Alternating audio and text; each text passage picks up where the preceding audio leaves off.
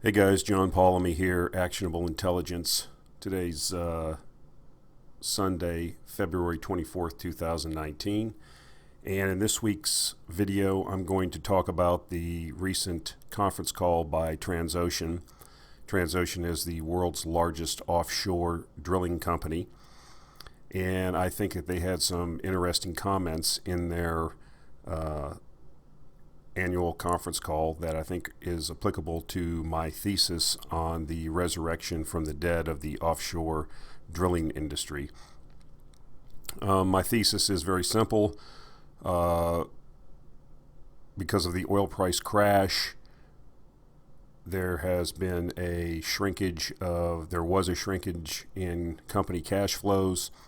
Therefore, projects were put on hiatus. There was no reinvestment of cash flow because there wasn't any cash flow into new reserve replacement. That will inevitably lead to a supply crunch and higher oil prices and higher stock prices. So let me just go quickly through some of the highlights from the Transocean call. Now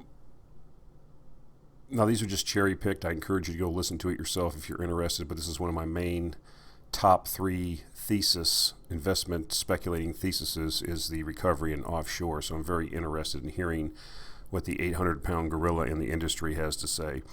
And basically it's consistent with what we have been reporting to you over the last year or so. And that is that a lack of investment over the past 4 years has led to reserve replacement ratios continuing to decline.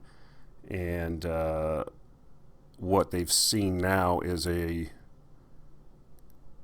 increase in company cash flows from operations.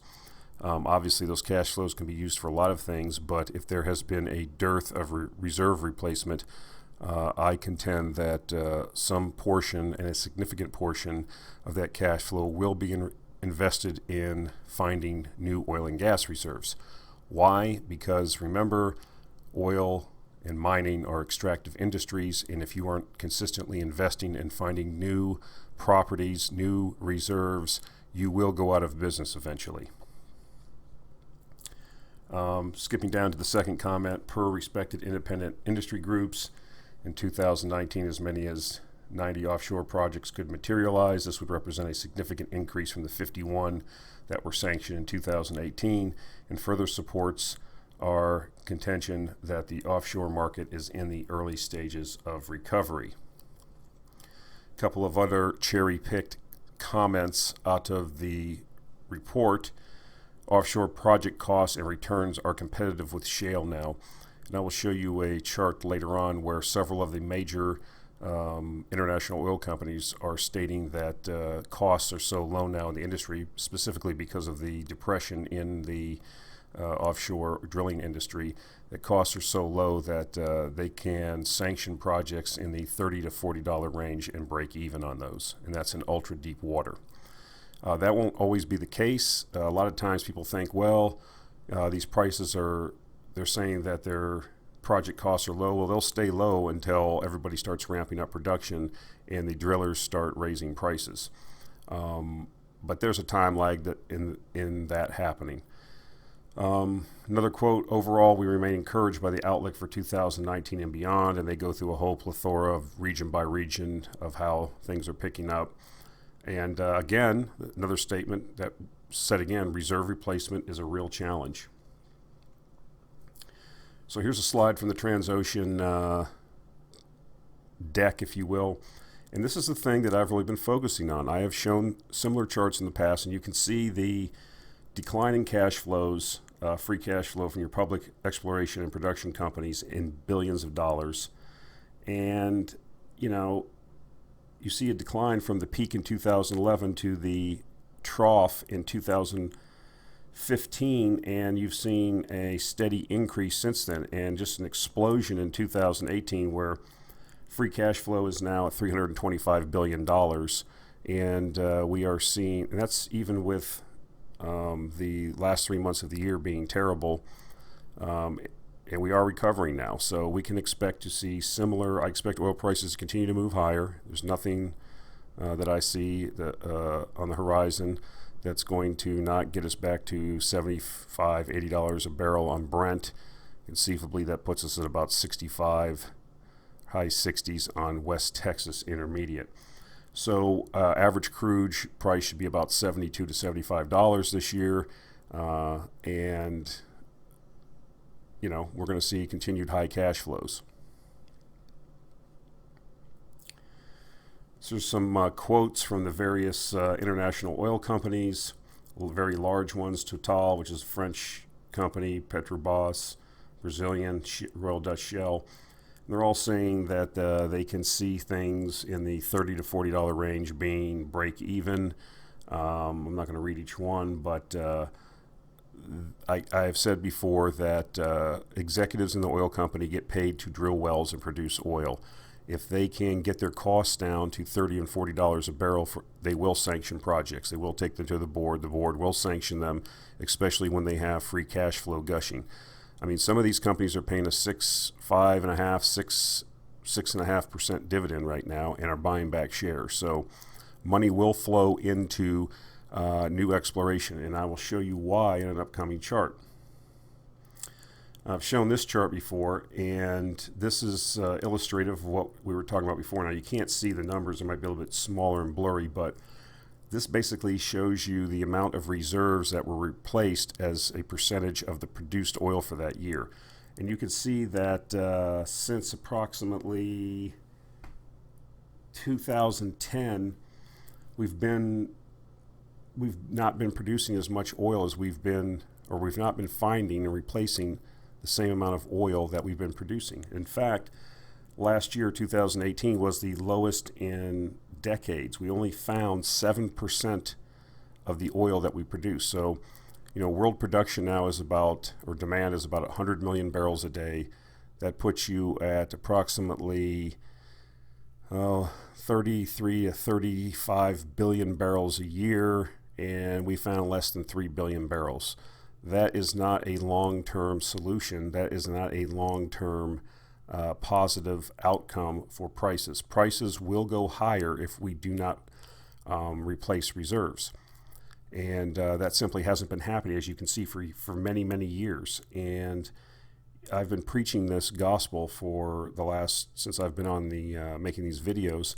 And this combined with the huge cash flows is going to equal these oil companies going out and begin spending money and sanctioning projects. And that's going to flow through the offshore drilling industry. It's been a slow recovery. It's been the worst probably depression in the history of these businesses, but the turn is here now, and everything is lining up just like we thought it would. And that's part of the issue, I think, that kind of needs to be spoken about. These things don't happen sometimes in 3 or 6 months. Sometimes they take a couple years to develop, and that's been the situation here, especially with what happened late last year with oil prices and the Saudi double clutch by the Trump administration, where prices were artificially forced down. They were climbing through the spring and summer, just like we thought they would. And now we're in a situation where, you know, we had that 3-month basically wipeout, and we've been climbing ever since. And the Saudis and OPEC are not going to let that happen again. They need higher oil prices. People are cooperating in Russia and other large producers, and we are going to see supply get crunched. Yes, there is some trade things going on. Yes, the economies are slowing down around the world. But if the supply goes down faster than the demand, you'll still see higher oil prices. And I contend that that's what's going to happen. At some point, if this doesn't turn around and we don't start finding more oil than we're producing, we will have another oil spike. And that would not be good for anyone. So a couple months ago or several months ago, when the oil, this is a chart, let me just preface this because a lot of people may not remember this. This is a chart of CCX, which is the Canadian Crude Oil Index. If you recall that during last year when the spreads blew out to there was a $50 differential between West Texas Intermediate and Western Canadian Select, and I suggested that people should, I suggested that was not a situation that could maintain, and it did not. and I suggested that people buy CCX because I thought that regardless of what oil prices did, that the spread between West Texas Intermediate and Western Canadian Select would shrink from $50 a barrel, and that's in fact what happened. We almost got stopped out of this a couple times, but lo and behold, the differentials did shrink, and in the oil prices did turn around since the beginning of the year. I'm putting this on here because I've sold the position. I just made this as a general comment. I did not have this in the portfolio, but I just thought this was an obvious thing that was going to happen, and in fact did. I made about 18% on this trade. I've sold it. I just wanted to let everybody know that in case you were following that trade or you had taken it on yourself because you thought it was a good deal, that I'm out of it. And I'm not out of it because I think oil prices are going down, but I think oil prices will continue to move higher. This will probably continue to do well. It'll probably get back up to the 10, 11 bucks. Who knows? It depends how high oil prices go. The fact that I sold it is because I see better opportunities. As the differentials have decreased and oil prices move higher, there's a lot of cash flow ability in a lot of the Canadian oil producers that are being ignored. They have really been decimated. If you really want to see the most blown out sector in the oil patch, it's not even the offshore drillers. It's a lot of the legacy oil producers in Canada, especially the heavy oil producers. And they have been able to get their costs down quite a bit. And I think in an environment of rising oil prices, their cash flows are exploding. There are companies up in Canada that are trading at double-digit cash flow yields. They are taking that excess cash flow and they are buying back shares and doing shareholder-friendly activities. I would suggest to you that when the sentiment changes, we will see mergers, we will see acquisitions, we will see private equity. Cannot have companies trading at double-digit, in some cases above 20% free cash flow yields and not attract attention. So I think that kind of rolls into the last slide, that contention I'm making, as we've seen that last week or two it was disclosed that Warren Buffett and Berkshire Hathaway had taken a pretty good stake in Suncor Energy, which is one of the largest, or is the largest, oil sands company in Canada. So I thought this was interesting. I'm not suggesting anything. I'm not going to sit there and say, well, do whatever Warren Buffett does blindly, but what it suggests is that smart people are starting to see what I just discussed, that you have companies that have not been replacing their oil reserves, and that 2 or 3 years down the line, we could have a major oil spike in the price. And a lot of these companies in Canada that have long decades of reserves, like Suncor and a lot of these oil sands companies, will be well positioned to supply oil into that market. The other thing is that this is considered like a heavy oil that a lot of the Gulf Coast refineries along Texas use for their inputs into their refineries. And with the continued sanctions on Venezuela, we are going to see Venezuelan heavy oil exports collapse, and this has to be replaced. So, irrespective of the fact that the West Texas Permian Basin is growing, marvelously in production, that's a light sweet crude that cannot be used in those refineries, or cannot fully be used in the refineries that have been set up over many decades to use cheaper Venezuelan heavy and Mexican heavy crudes. So I think that this is very interesting. Like I said, you just don't buy it because Warren Buffett bought it or because I say to buy it.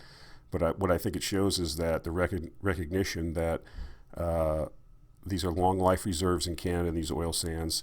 They've gotten the costs down over the years. They're competitive.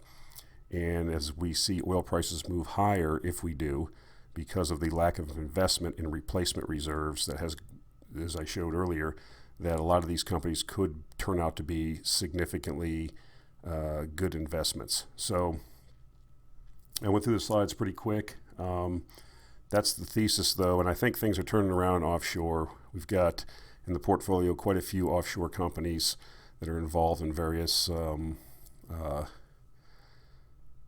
aspects of the offshore, supporting offshore oil production. And I think it's coming back. It has to come back. It produces 30% of the world's oil. It's not going away. We're not going to, respective of what happens in shale, it's, we continue to have demand growth. We continue to have 3 to 4% depletion per year.